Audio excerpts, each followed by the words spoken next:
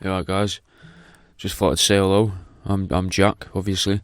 Fucking thanks for listening to the show and that, mate. You fucking let me know what you think of it when you're done with it.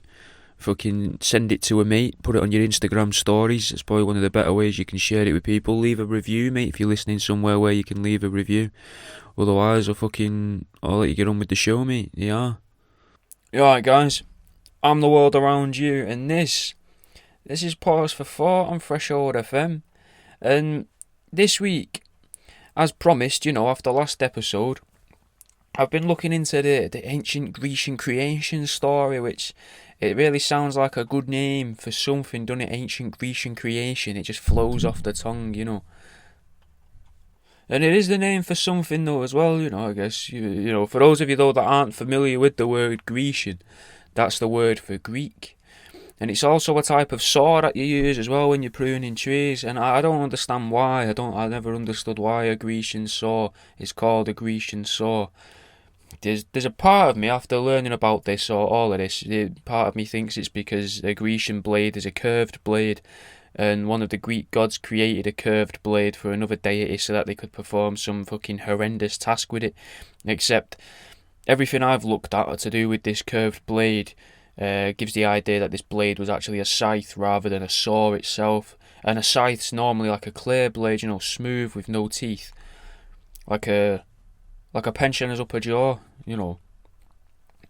Anyway, let's have a song to get us going. This is Shotty Horror's new song with Love Is Dead. So, long before Greece was Greece, before it was called Greece, it was nothingness along with the rest of the universe as we know it. It was just black, nothing, the vast nothingness that the Greeks referred to as the nothingness.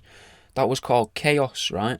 Which in itself, it wasn't actually nothing. It was a feminine deity that had always existed, apparently, which seems like it could be some form of allegory for the womb, and the womb is important, throughout all of creation, in any story, in real life, in modern day, the womb's very important for creating new people. Very, very difficult to make a person without a womb, I would argue. I mean, you can do some stuff in test tubes and that, like through IBM, but I'm not sure how they do that. It's just all, I know they use computers and stuff, but I'm not overly sure how they do it. Anyway, but this learning about this and chaos as a deity does make me wonder where all this stuff comes from, where feminists are ranting, about how women aren't represented throughout history and stuff. And it's almost like these feminists just listen and learn rhetoric rather than actually learning anything that people actually know about. Do you know what I mean? So this dark emptiness of chaos, it exploded and created some light, like in the other stories, Ra made light in the last episode we did. In Christianity, God said, "Let there be light." In this one, chaos just blew up. The woman blew herself up, and then light appeared. And for some reason, it's unexplained, but that allowed for the existence of Gaia, right? And as far as I can tell, Gaia's another woman who's very, very important to the story. I'd say without Gaia, the rest of it becomes impossible. Though not strictly a woman, no, either. She's not exactly a woman. She's not quite a she. Not in the very modern sense of she's not a she. She's a they, or out like that. It's more of an it, because it's kind of a planet, kind of a spiritual deity, kind of an entity, kind of also corporeal, I think. Like, you could touch her, supposedly. And people did touch her. Well, not people, but gods did touch her. She loved gods touching her, basically. That's her whole shtick, mate, is getting dick, basically. But we'll get into that, As I say, she wasn't a human. She was she was known as a primordial, right? And a load of these others, original deities after chaos, were called primordials. And if the first primordial and their creator, right, if both of them were women, so Gaia and Chaos were both women, then it's fair to assume, right, that the primordial gloop that scientists claim that we all come from and that we all grew from must be some form of cosmic vaginal discharge, which raises the question of what caught the cosmic gloop that we all come from and live in. In many women's lives, right, in our world, It's that padded built-in pocket of the knickers that is used for, smuggling AA batteries onto a plane. But for an unfathomable godlike entity of pure darkness, it's hard to imagine what that would be. Anyway, Gaia was a huge woman, right, with green hair who had a thing for filth. So what she did was she collected a load of dirt, and not on her neighbours like a gossiper, like an old-fashioned woman, but she had green hair, so she's a very modern woman. And she wasn't looking for gossip on the primordials either, It was just in the literal sense of dirt. She piled up the dirt around herself, and then she became the earth.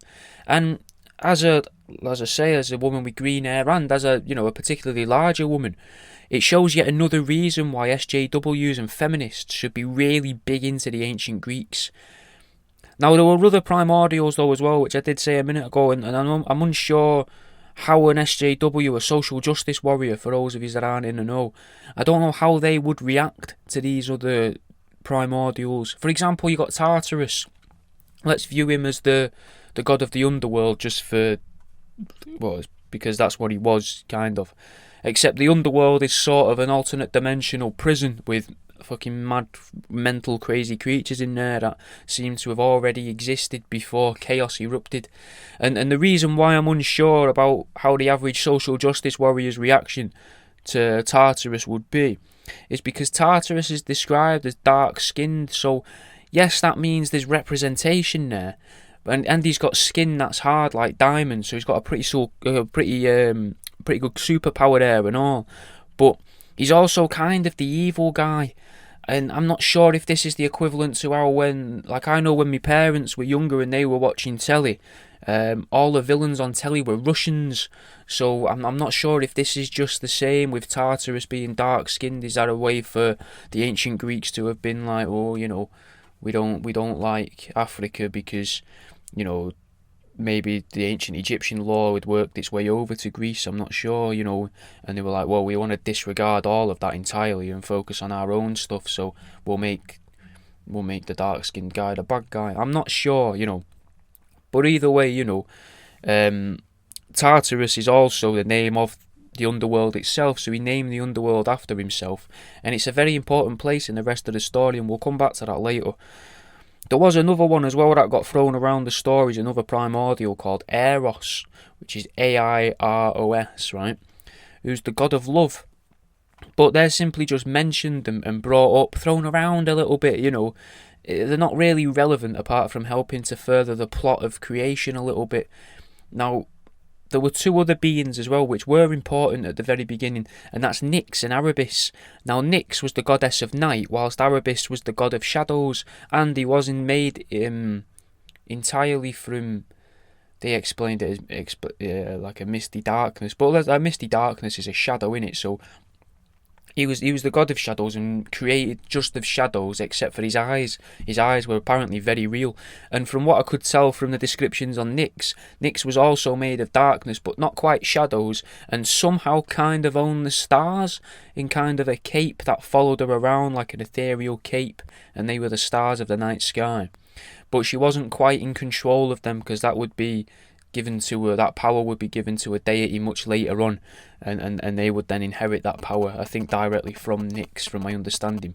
But anyway, thanks to the existence of Eros, the god of love, Nyx and Erebus were able to lock eyes, Erebus had been hanging around in the bathroom, whispering from the shadows about chupa chups, and taunting the other three gods as when they'd go for a piss, mocking them, for their use of their genitals, either, saying, oh, they're too small, or too many flaps, too much flappage.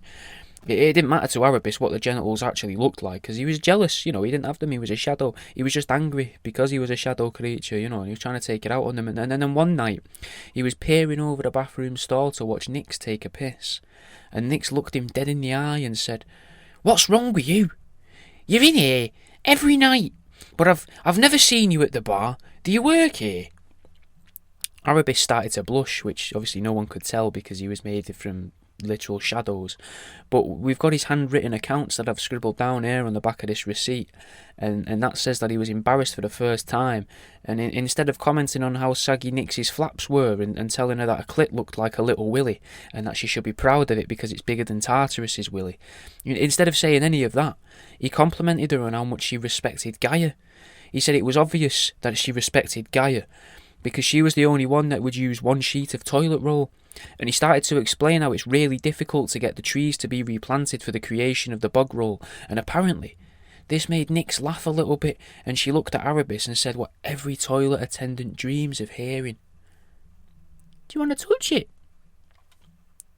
Obviously, Arabis was overjoyed from this, this simple display of affection from Nix, and they were able to live happily with each other, Nix and Arabis, for however long their relationship lasted. And not every relationship is supposed to last for years. Some will only last for weeks and they'll be amazing. Some will last for months and you'll think about them for the rest of your life.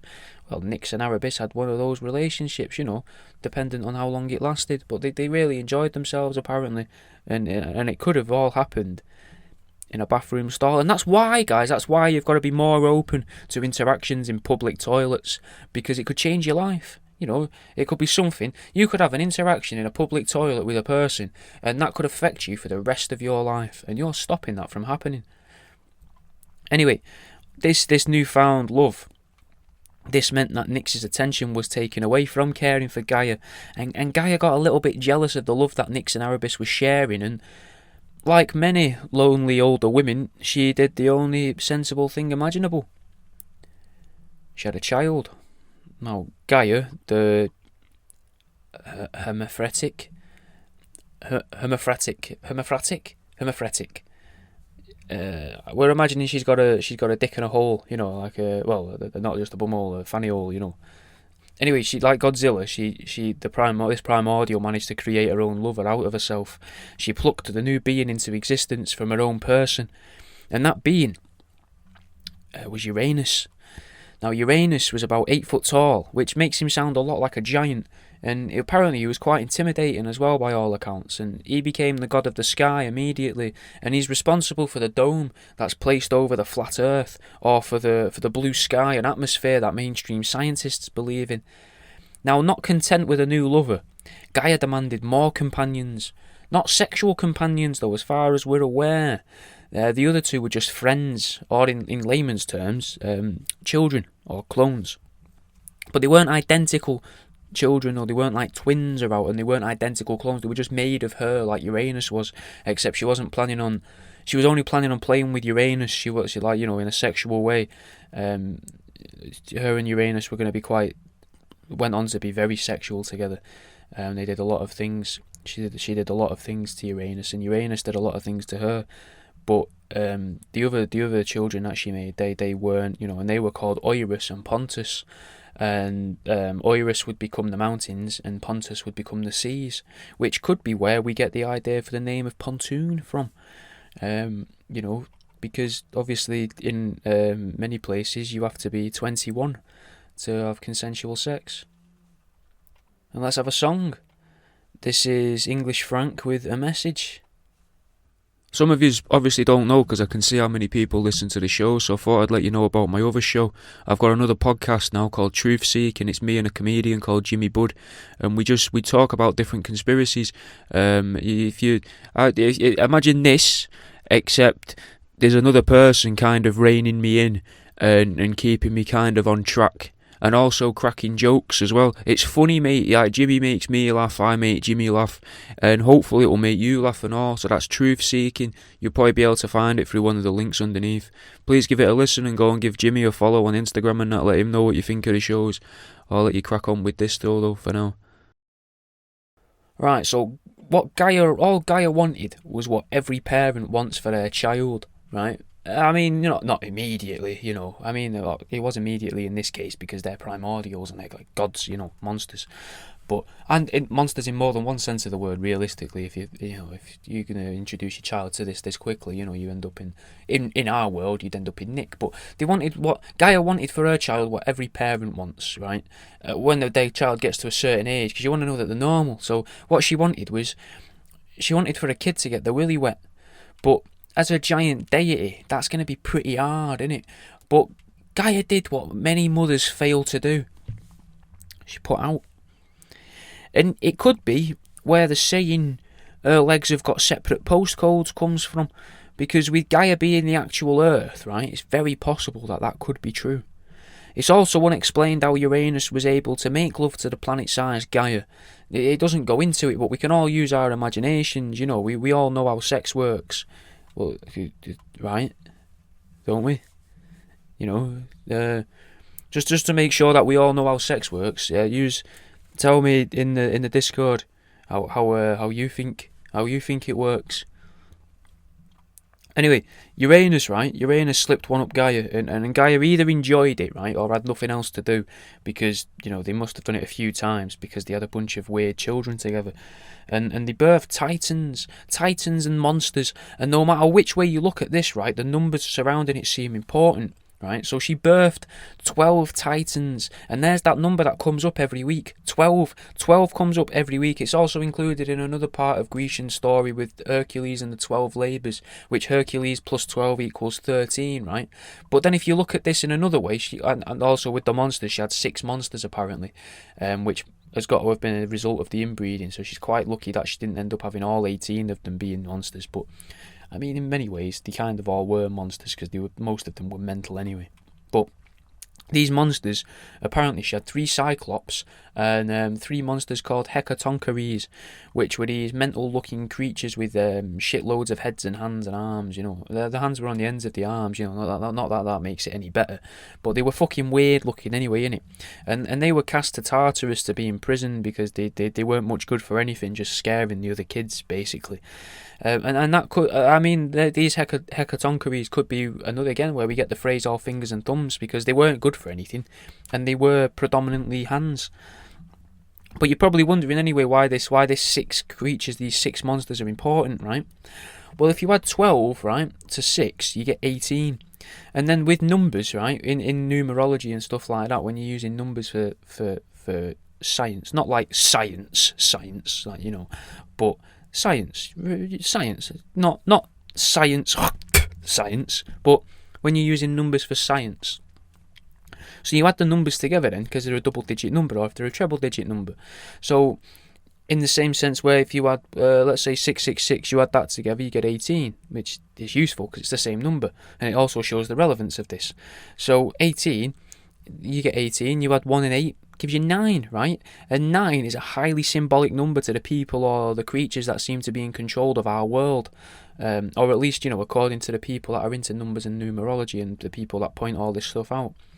Now, the 12 titans each had something that they were each in charge of. So we got Kronos.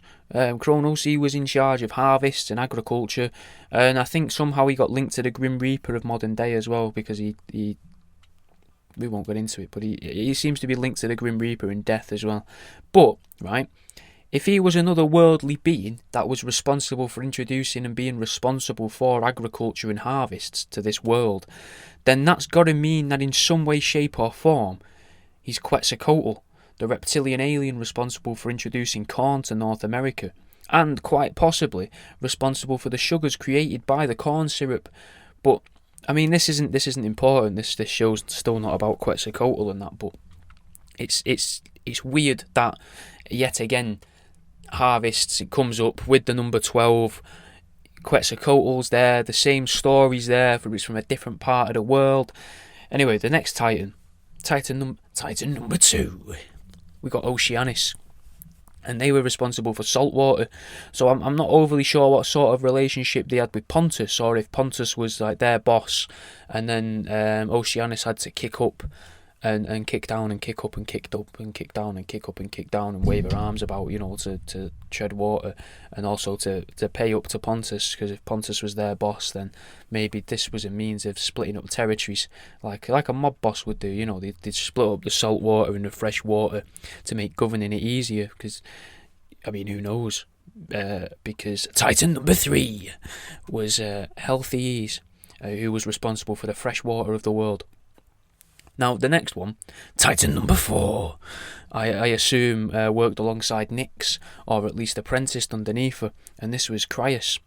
and they were in charge of the star constellations. I mentioned them before, the star constellations that surround our Earth, in the dome. Possibly meaning that they were responsible for the messages that get hidden within the skies, like putting, where the greys come from on the Orion's belt and stuff like that, and things like that, little messages. And they were, if they were responsible for organising that, then they must have been orchestrated by Titan number 5, which was Coeus, the one that was assigned the gift and the role of intelligence and farsight, which was weirdly, right, in the illustrations of all of these that I looked at, the only one that was drawn next to or as an owl. The rest of them were drawn as mostly people. This guy, drawn as an owl, which, now, none of the others were represented as animals, so maybe this is a little clue in itself, kind of like what Crius would do with the constellations. Maybe this is our way of people above us, our bosses, so, our equivalent of Nyx, giving us little hints. So maybe Moloch is actually Coeus, possibly, I don't know, because a lot of American politicians apparently talk to an owl at night time. Then we've got Titan number 6, which is Hyperion, the Titan of Light. Hyperion is a name as well that gets used a lot in pop culture, and the first one that sprung to mind for me is Borderlands. I'm pretty sure it's Handsome Jack's business name. Also, as well, it's worth remembering that Lucifer is the so-called god of light, and from the Luciferians' point of view, so Satan basically. So Hyperion could be Satan. Then you've got the Palladians as well, which are often associated with the light and fighting for the light. Now I don't know, I can't remember off the top of my head I think they're fighting on behalf of the light, not fighting for control of the light, if you know what I mean, not trying to take over the light. But I've been wondering if these Titans were maybe, if the Hyperion are the Palladians, that's one of the main alien races. So could it be possible that these Titans are responsible for, and the names given to the many different races that interact with our universe? Does that make sense to people? I mean, I couldn't find anything to prove that, but it's possible, especially with like the theologian idea of the 7 root races kind of thing, But there's obviously 12 here, and Titan number 7 is Eupetes. And they're a pretty weird one. They control the lifespan of mortals. So I'm guessing she just sits there with a dial, twisting it every now and then, like an old-fashioned TV, or like your girlfriend's nipples when you're bored. And it's a possibility, right, that when humans have these periods of dying younger, that Eupetes might have just nipped out of her office to the toilet, so she just lets them all die sooner so that the world doesn't get overpopulated. And maybe now the reason why the world's getting overpopulated is because Eupetes is maybe on the phone or eating a dinner or something. I don't know how long it takes for a primordial being to eat dinner. Well, these aren't primordials now at this point, these are the Titans. And speaking of Titans, Titan number 8 is Theia, who's got maybe the worst associated skill, or whatever you could call this. Association, I guess. I'm not sure if they are skills. Shining. Just shining. I haven't got a clue. I don't know what that would be, but I guess that Theia is the equivalent of the... in like the Majestic 12 episode, I suggested maybe they've got a special needs brother or sibling in the Majestic 12 who lives in the loft and fucking drip feeds a bit of information to the humans. Maybe Theia's that. I don't know, maybe Theia's that. They just gave us shining, like there's kind of the equivalent of the special bus kid of the family. Like they just get to be the god of glitter, and maybe they were far too emotional, to be able to be in charge of, for example, law and order, which was left to Titan number 9, Demas, who had quite a long run. Demas did quite well. He managed 20 years in charge of law and order before he took up an executive producer role on NCIS. And memory was assigned to Titan number 10, Mnemosyne, who must have worked alongside the prophetic radiance, which... they've got to be the one with the ability to see the future. I think prophetic radiance, and you can easily know what will happen in the future by observing history, or at least the history books in school, which were written to ready the population for the various events within them. Possibly, if you look at it that way, just with obviously with different names and costumes. And by the way, the Titan of prophetic radiance is actually Titan number 11, which was Phoebe. That was her name. And then we've got quite possibly the reason why there are kids in schools in the first place. And that one's Titan number 12. And that's Rhea, who was in charge of fertility and motherhood. Anyway, let's have a song. This is Dead Players with Yeah. Alright mate, just a quick little advert for myself. If you're enjoying this, fucking join the Patreon, mate, if you can. For a little as a quid, 2 quid, 3 quid, tenner, whatever you want to throw on there, you get the same stuff either way. Obviously it's nicer if you put like 3 quid on rather than a quid, because I'll only get like 75p out the quid, but still it's 75p more than what I'm getting now. It's just you get access to video versions of these, discounts for canvases and maybe some other little bits off my website, and you get access to the PDF versions, that's the digital download versions of my books. Anyway, I'll let you get back onto your show. Ironically, there was nothing that Rhea could do, though, when Uranus decided to do the exact opposite of what nature had intended, or what Rhea was made for. Now, Uranus started gripping his and Gaia's kids, right? Grabbing them all, gripping them, grabbing them, collecting them. He became almost like the Pied Piper, I guess. So there's another connection to another episode. But what Uranus did was he took a tight grip of all of the children that he'd had with Gaia, and he started ramming them back up Gaia's hole. Now, there is a part of me as well that's wondering, is this kind of where Scientologists get the idea for the volcanoes, with Xeno dumping people in volcanoes and that, well, not people, but aliens and monsters and stuff. So I'm not sure if that's where that comes from, but let's ignore that for now. So, after ramming a good few handfuls of Titans up Gaia's fanny, and then packing out a womb with her own children, which, to be fair to Uranus, right, she wasn't adverse to accommodating her own children, but it was more for a short stay. And, maybe a return visit, let them pop in for a bit, and pop in and pop out, not really the long stay kind of thing, she wasn't like, she wasn't an apartment, she was more of an Airbnb kind of thing. But anyway, Uranus had gotten them back in there, and reconstructed some form of hymen. I don't know how, but let's imagine it's just cement powder thrown in there, because obviously she's Gaia, so she'll already have the sand, and the moisture's there because she's involved in yet another sexcapade with the children, so she's obviously kind of, maybe I would imagine, a little bit wet because she likes doing stuff with her kids. And we can say what we want about her, because she might not be real, so it's fine, And then, right, the mystical cement blocks, they formed a wall and blocked the kids in there. But for some reason, right, whatever reason, it must have been good in there, must have been quite nice, because none of the Titans wanted to break free, all except for Cronus, right? And Cronus, he didn't give a shit, right? He was just happy for a scrap with his dad, or with his dad, brother, uncle. They were all, Uranus is definitely his dad, but also his brother.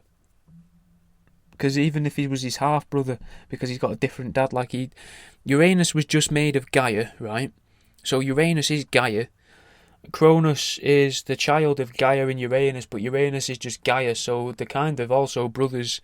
And it's kind of Gaia's sibling, because it was made to be along the line of Gaia, so I don't know what you would call him. Well, we can call him his dad to make it easier, because he was his dad. But he was also kind of his brother, kind of his uncle. Anyway, this is a bit weird of this in this story now. It gets a bit stranger because it starts to really tie in with modern day popular culture again. And that's the introduction of adamantium, or adamantine, which is very similar to what I just said there, adamantium, which, and if you want to get really weird, could be quite similar to what's in Avatar with unobtainium, just spelt differently, but it's very similar kind of idea. But this stuff, right, this adamantine, it's exactly like what's in the Marvel comics with what they give fucking what they changed Wolverine's bones into, and what they gave Captain America for his shield, except I think in the MCU they call it vibranium, I think, but in the comics it was adamantium. They just can't, I don't think they can use adamantium because Fox had bought adamantium as a name or something, I don't know, but adamantium was the name of the metal in the comics as far as I can remember.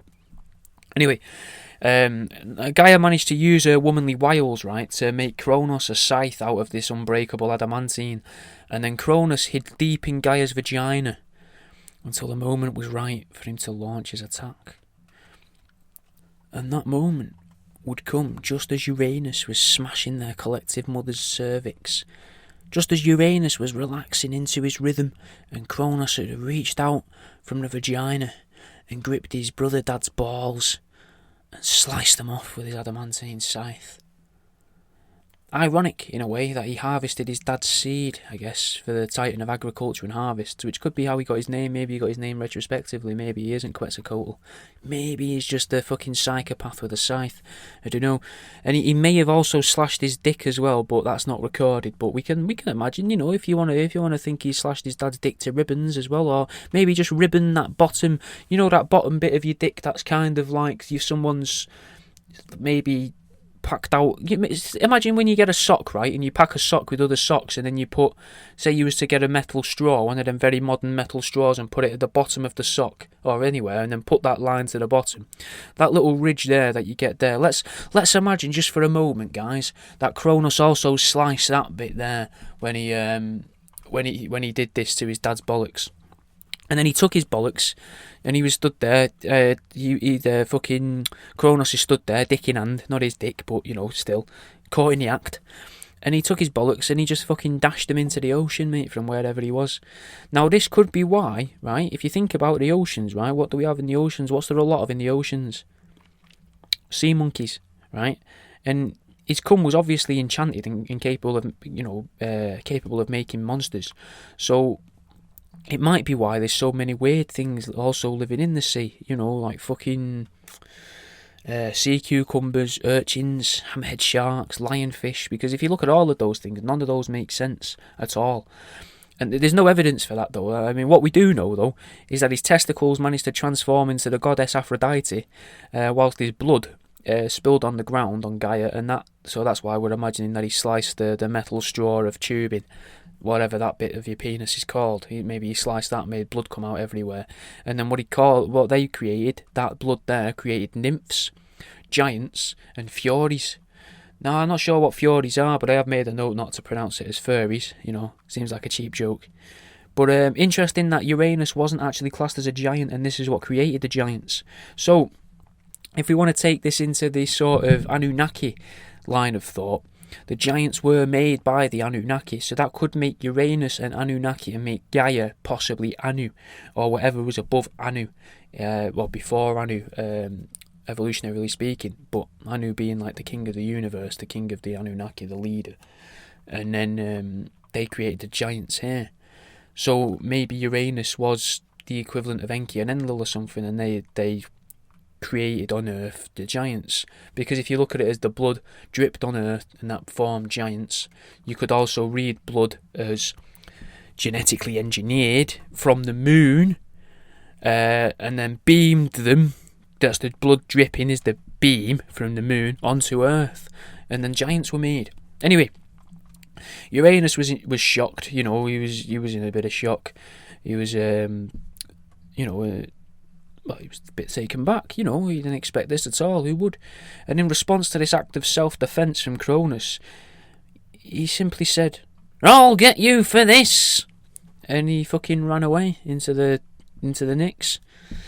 Now, in celebration of a lover's castration at a son's hand, Gaia decided that she'd reward the humans with what is now referred to as the Golden Age, a time where humans didn't have to hunt, didn't have to gather, didn't have to really worry about survival. Everyone had exactly what they needed. No need to work, no need for war, for fights, to be upset. Just bliss throughout the world and possibly throughout the entire universe. Now, after a while though, Kronos did get bored of this. Like, the quiet life is nothing compared to freeing your siblings from the womb of your cosmic mother whilst detesticulating for your own dad, who's also your brother. Nothing's going to compare. He is going to get itchy feet, and he needed something to do, so he decided to take his Cyclops and Hecatoncheires siblings, right, and I think he then casted them back to Tartarus, which I think from my understanding, I think they'd been released from Tartarus at this point, because they were put there a lot earlier on by Uranus, I think, and then, or by Gaia, because she wasn't keen, they brought them back. They're like, we'll have these out again. We'll bring them back like fucking vanilla Monster Munch meat. The crisp that makes you sick. We brought back the Cyclops, we brought back the fucking Hecatoncheires, and then they're like, right, we've had enough of this. It's not worked out again, I don't know what's had a reprisal and then gone away again. I think Vanilla Coke's disappeared again, hasn't it? There we go, they're vanilla again. That's the thing, isn't it? Vanilla. So that's what Cyclops and Hecatoncheires are. That's what the big they are trying to convince you, that vanilla means boring and plain. But really, what it means is one-eyed, massive monsters and multiple-handed, multiple-faced, four-legged beings that were the brothers of a titan that once ruled the universe. And then he cast them, right? He got them and he cast them back to Tartarus to be imprisoned with other monsters. And they were watched over, right, by this so-called she-dragon, which, again, fucking feminist dream. Not only is it a woman working, right, it's a huge position of power, and it's basically a woman in charge. Very forward-thinking, these Greeks. They've got Coius and Phoebe to thank for that. Coius being Titan number 10. And Phoebe obviously being Titan number 11, and that's possibly where all this women in work movement comes from. Now, Kronos, who was, if you remember rightly, Kronos was Titan number 1. He had a similar libido to his dad, and decided that he would start shagging his sister Rhea. Now, they'd had 5 kids by this point, and Kronos was riddled with this paranoia, right? Possibly, I would imagine, induced by some form of PTSD from all of the incest stuff and the removal of his dad's testicles by his own hand. Maybe it was caused by hiding within his mum's own womb. Who knows, right? But either way, fucking paranoid to fuck. So, he did what anyone would do. And he listened to the prophecies of his parents. You won't amount to shit. You're fucking weird. Get in your bedroom. You'll live in that bedroom. If you keep wanking, you'll go blind. But instead his mum and dad were saying things to him, like, your children will rise up against you and kill you. So Cronus decided to cut out the middleman this time. He wasn't going to stuff him up into Rhea's womb. He wasn't going to use Rhea to trap the kids in any way, shape or form. He just ate him and trapped him in his own belly. That way, he can't, take part in a sexual act, and his own siblings and nephews and kid can't attack his lover and get out. Nothing like that. They're just trapped in his stomach. Now, it's a lot harder.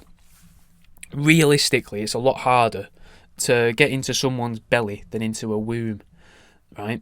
Because I would imagine, right? Because if you help a cow give birth, you can shove your arm up the cow's fanny and probably stick your hand in its womb. I think that's what farmers do. I've always thought that's what farmers do. And vets, probably more so vets. Maybe the odd farmer, maybe the odd pervert as well. Now, if you could probably do that with a large enough woman if you wanted to. Not a petite thing, not a little petite woman. And I'm not saying, not like a short, big, larger woman.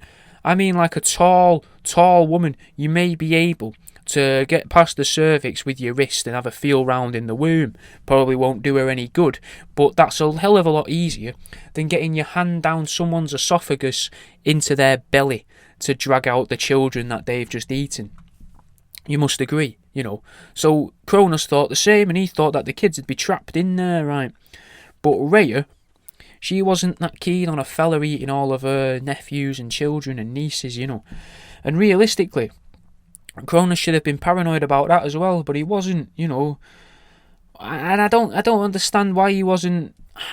He was a really paranoid guy, but why not just kill them? If you're being told your kids are going to rise up against you, why keep them alive? Why trap them somewhere and potentially piss them off more? He might not have even annoyed them up until that point. It might have been the trapping them in his belly that pissed them all off. But why not just kill them? Because when he eats them, right, they could have poisoned him, They might not have been good eating. He could have choked on one of them, And which, now all of that makes me think that they must be sort of immortal, so why not just fucking trap them in the earth? Not in Gaia, though, there's the problem in Gaia. Maybe that's what the moon is. Maybe the moon isn't a genetic splicing facility. Maybe the moon is literally a prison, and that's where they've put them, and they've put them out of Gaia's reach, out of the dome of Uranus that Uranus built over the flat earth, and inside the moon is fucking potentially five gods and a rock. And I say a rock, not because of, it's not a reference to Dwayne Johnson. It's nothing like that. Though many may say he looks like a god, it's nothing to do with that. Rhea decided to trick him. Rhea got sick of Kronos eating her kids, basically. And with the sixth child, Rhea decided to trick the very, very confident yet very paranoid Kronos by feeding him a rock that was inside of a cape. And he fell for it, mate. Meaning, right, that she could then send Zeus, who was the sixth child to be eaten. She sent him off to be raised by nymphs. Now, when I read this story in other places referred to it didn't mention nymphs. A lot of other places said goats. Hard to believe. So I'm not sure if goats just means animals, or if nymphs just means animals, or if goats was used in more modern ways to try and talk the nymphs down as if they don't exist, because I'm pretty sure the nymphs are a part of the Fae, which seems to be a taxonomical class of creature that's being wiped from history and getting replaced with aliens. Like the Loch Ness Monster and cryptids and that, people still know about them, but less and less people are aware of the Fae and the existence of the Fae. Everyone just goes, oh, what you're describing is an alien. That's a grey, not a Fae. And they even rhyme and sound similar, So it's just a way to blur them waters there, Anyway, after a while of growing up and what I assume was like a training montage set to a bit of Phil Collins, Zeus returned in order to save his siblings from the cage that their dad had trapped them in, which does seem very familiar to what Kronos had done just before. And it's a shame, really, it is. It's a massive shame, because I feel like if Zeus and Kronos had just sat down and had a chat, if Kronos and Uranus had just sat down and had a chat, they'd probably realise that the three of them had quite a lot in common. But like many fathers, Kronos just saw their children as a reminder of their lost youth. And Zeus used some form of magical potion that made Kronos throw up after pretending to be Kronos' mug carrier. He brought him his morning coffee and morning brew for a few weeks, and then one day put a little bit of poison in it. And Epicac or fucking... what else makes you throw up violently?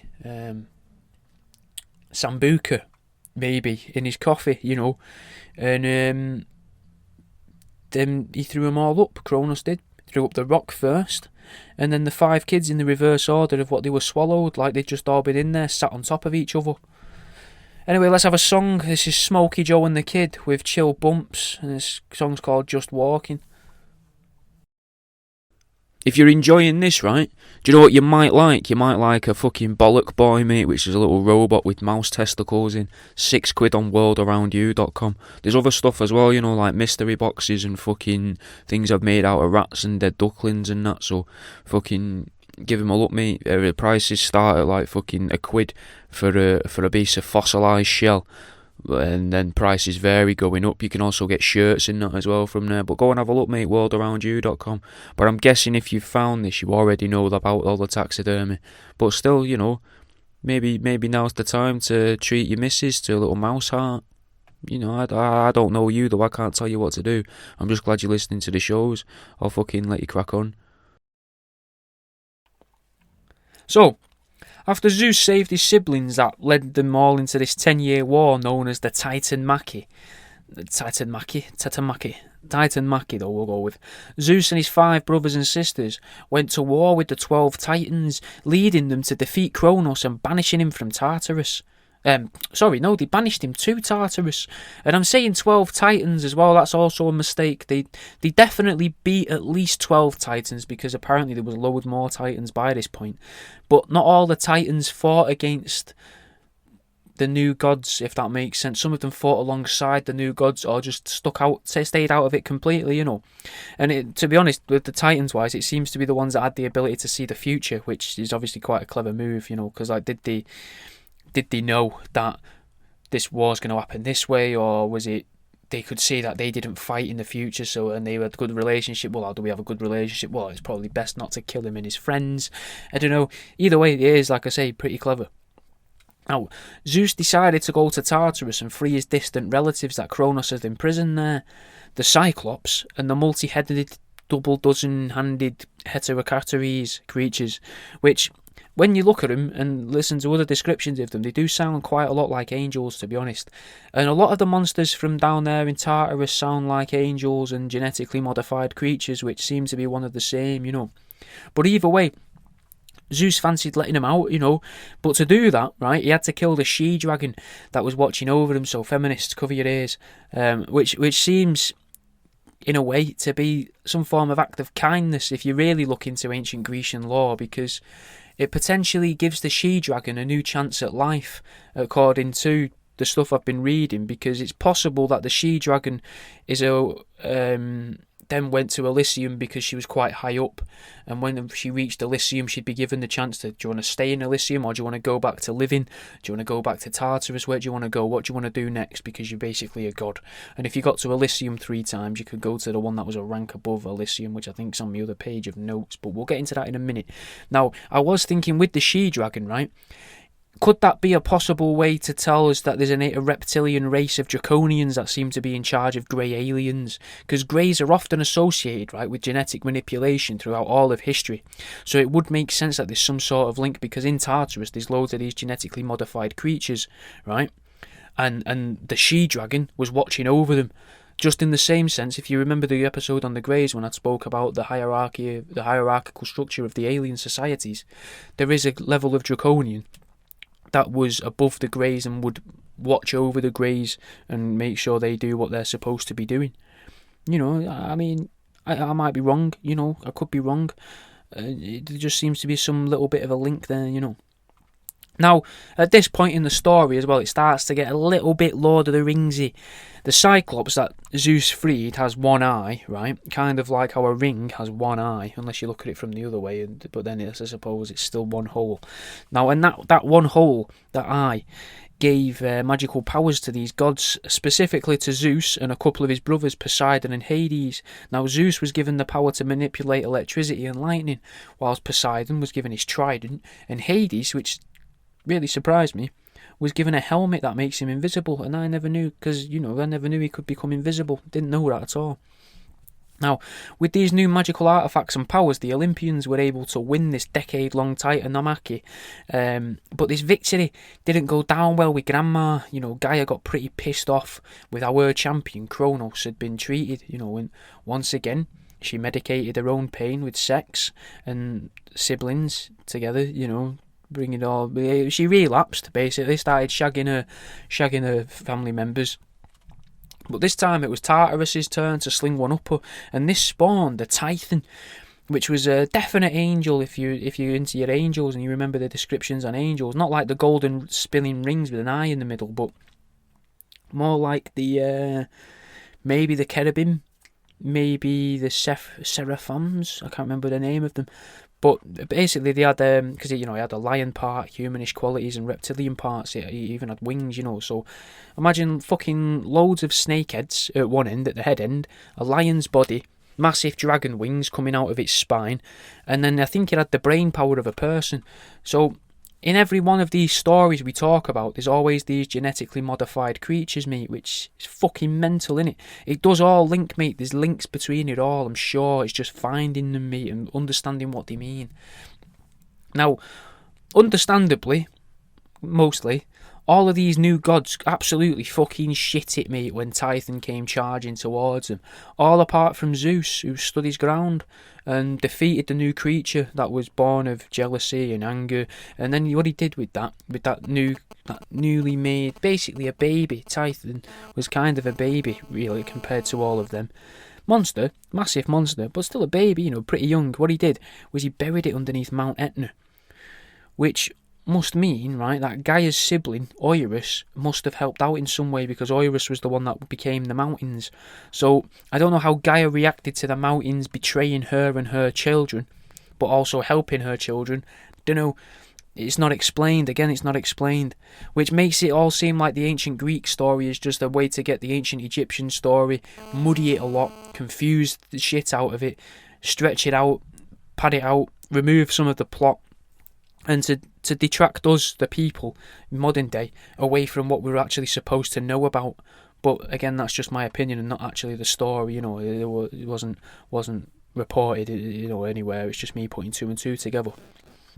Now, Kronos may have been forgiven to a degree after a while, and it's thought that he was allowed into Elysium, which, as I say, is like the Greek Valhalla, the afterlife for gods and heroes. But this means that Kronos also could have gotten that other chance at life, like the she-dragon could have got. Now, there are some that believe that Kronos is still trapped in Tartarus, though, and will be there for all of eternity until whatever the universe is ends. But I can't help but think it seems pretty similar to the story and treatment of Set in ancient Egyptian creationism, because he was made to go back, and live through the afterlife and stuff, and helped by the gods and things like that with Ra, and he would sort of redeem himself slowly, in the same sense that Tartarus would be used in order to trap Kronos, But again, I'm not sure. And that's it. That's it for the ancient Greek creation story. It's a lot less concise, as I say, than the ancient Egyptian story. Makes a lot less sense, and I don't really think it explains where humans come from. It seems to just take humans for granted as if they were always there. Otherwise, how could Gaia have given the humans the golden age so early on in the story? Whereas in ancient Egyptian creationism, the humans are created a lot further down the line after the gods have existed for a while. But it's possible, I think, that the two stories work together. Like, some of them, they do cover plot holes of the other, if you know what I mean, in a way. So if you was to stretch them both along the line and, the stories, the timelines, I reckon they'd match up to a degree, and then they'd fill in the gaps of the others. And maybe that's what we're supposed to do. Take all of the ancient creationism stories and put them all together in a pile, and then work out how it all fills this timeline. But I don't know. Who knows? There are some people that think all of this historical account is just pure allegory and made up, And that's all we've got time for this week, guys. Later on today, I think we've got HDR. Jimmy Budd will be about with Jim will Mix It. And if you want a bit more of me and Jimmy, have a go and have a listen to Truth Seeking. Also, new gear on my website. There's, as I said the other week, Mothman with his cock out, canvases on the walls. If you join me Patreon, you get a discount on canvases. So instead of paying $19.99, I think you pay £15 for a canvas of some old work I'd made years ago. You can have them on your wall, like a rat person trying to shag a Barbie doll. New duck, which is a duckling with a teddy bear's head. All sorts, mate. New shirts as well. Tie-dye, trippy, spiralised shirts with the safety fox and with the original rat people man with his fucking Jesus piece on and his trousers down his ankles. All sorts. It's all worth a look, mate. Thanks for listening. I'll fucking see you in a bit, guys. Thanks for listening, man. I won't take up too much of the time because it's over, and hopefully you're listening to all of these one after the other, or on repeat, maybe the same episode on repeat. But fucking leave us a review if you can, mate. Fucking share it with a mate, send it to your nana. I don't mind where you send it to, but if you get more people listening to it, thank you. If you did enjoy it though, fucking join the Patreon, mate. www.patreon.com/worldaroundyou. There'll be a link in one of the links in the description, I would imagine, of the one you're listening to. You can join for £1, $5, and you get access to all the video versions of these. You'll end up about 4 or 5 episodes ahead as well through Patreon, and you get access to some of my books as well, and a little discount code for some of the canvases as well. But even if you don't join that, fucking thanks for listening to it, mate. I hope you enjoyed it. Hopefully, here's the next one.